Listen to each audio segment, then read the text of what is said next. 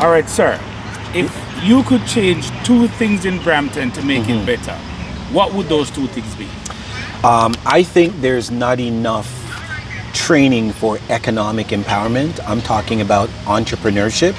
I think that that should be mandatory, that when you get to grade 11 and grade 12, just like they say it's mandatory to have English and mandatory to have math, I think it should be mandatory for you to learn entrepreneur skills, because there's too many people looking for a job and not enough people creating a job.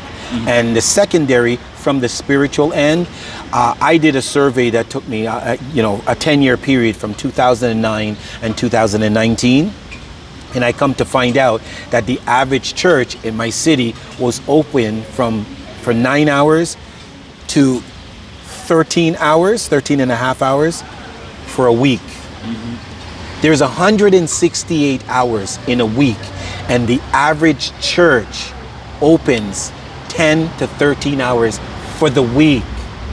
That means 10% of 168 hours is, 16.8, let's say 17 hours.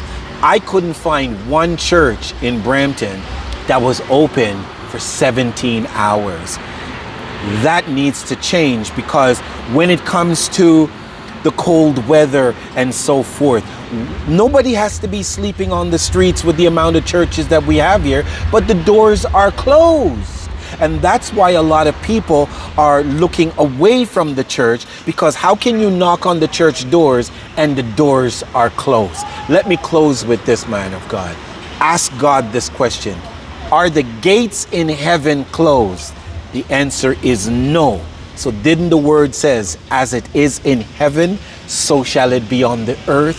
So what I'm saying to you, pastors, you need to come together and galvanize, so you have a pastoral team around the clock in the church. And if the church doors will stay open, a revival will break out in the city of Brampton.